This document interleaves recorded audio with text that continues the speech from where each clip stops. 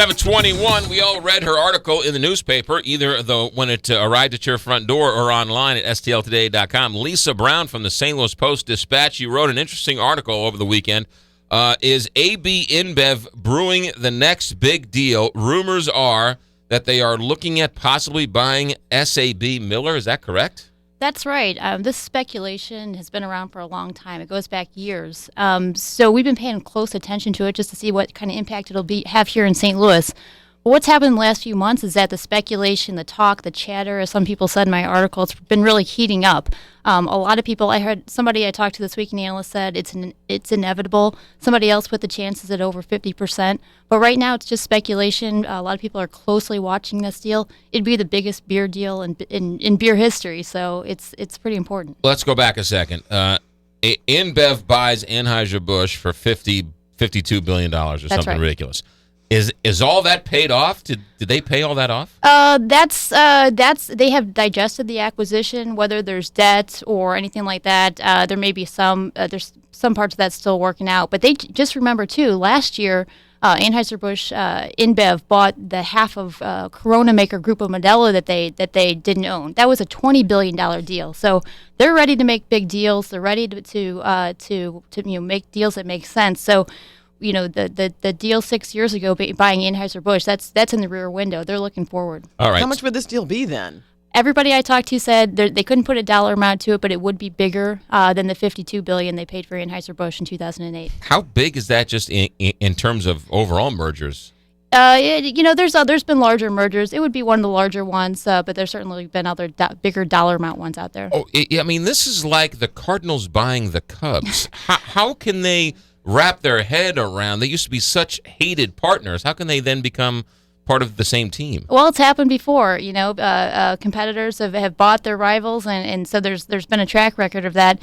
Here in the U.S., as I said in the story, they would have to sell Miller Coors. Budweiser and Miller would still compete against each other here in the U.S. There's too much antitrust issues for them to own both brands here in the U.S. So if they want to buy SAB Miller, but they have to get rid of Miller and Coors in that group, what else are they buying in that SAB Miller deal? There's a lot. What they're really buying, SAB Miller has a huge presence globally in a lot of markets that Anheuser-Busch InBev would like to grow. They want to grow Budweiser in China and Africa and all kinds of other countries. SAB Miller has that experience. They're in those countries. They have the distribution networks.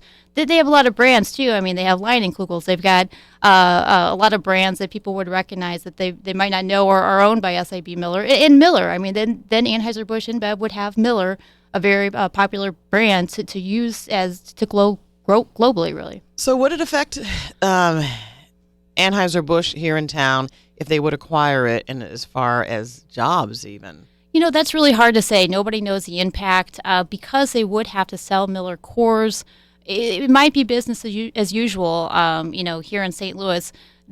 As far as jobs here locally, that's an unknown question. Who would buy SAB Miller? Who's left besides, like, maybe, O'Fallon Brewery? Yeah. It's kind of the other way around. SAB Miller, there's been talks, there was speculation and rumors that they could buy another company like Diageo, which owns Guinness, which owns a lot of spirits like Smirnoff.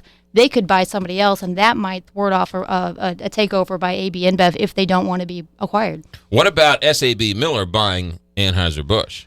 I haven't heard anyone look at it that way, just because of the size. Anheuser-Busch InBev, their revenue is, they're twice as big, so nobody's looking at it that way that I've heard of. Yeah. How are sales? How have they been for Anheuser-Busch? Domestically and internationally. Internationally, they're doing really great. They last year they raised Budweiser sales over 6%. Domestically, some of their top brands, and this goes back years, are having some problems. Just having there's the U.S. Beer consumption per capita is down, so they're trying to find out ways to connect with consumers and grow Bud Light and Budweiser here in the United States.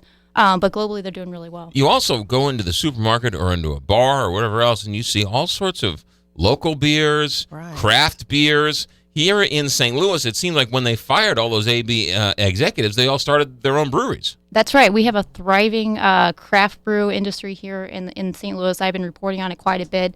We got Schlafly, you got Urban Chestnut, you have O'Fallon Brewery. They're all growing. They're all adding new products, and they're growing their geographic distribution. So it's an exciting time to be covering beer in St. Louis.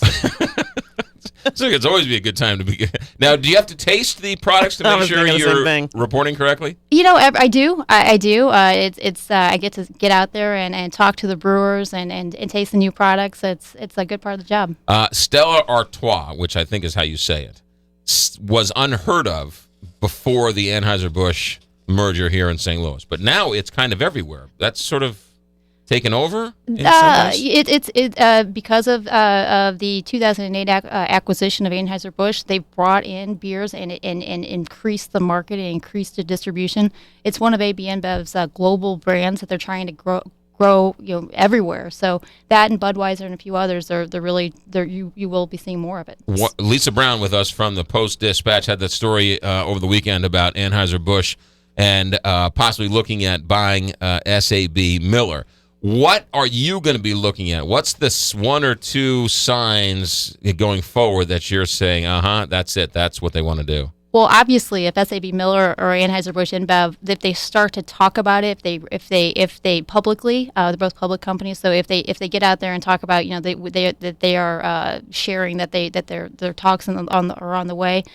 I'm listening to all the analysts and the companies and the people that cover these companies carefully, and just watching investor reports and things like that. The interesting thing is that InBev, they sort of started just acquiring companies, right? I mean, that's how they've grown. They just started buying other companies. That's right. I mean, that's the way the beer industry is moving and making these big acquisitions. A couple years ago, they bought Goose Island up in Chicago, and now Goose Island is you can buy it in all 50 states. So after they bought them, they were able to increase their distribution nationwide. Really interesting stuff. All right, that's Lisa Brown, St. Louis Post-Dispatch. Lisa, do you have a Twitter handle we can follow you with? Yeah, I'm at Lisa Brown STL. There you go, Lisa Brown STL. Thanks for coming in. You're always welcome here. Thanks for having me. And you're way better than David Hunn. Oh, well. Good to be here. That's not saying much, but she is way better than David Hunn. All right, 7:28 here. Traffic weather straight ahead.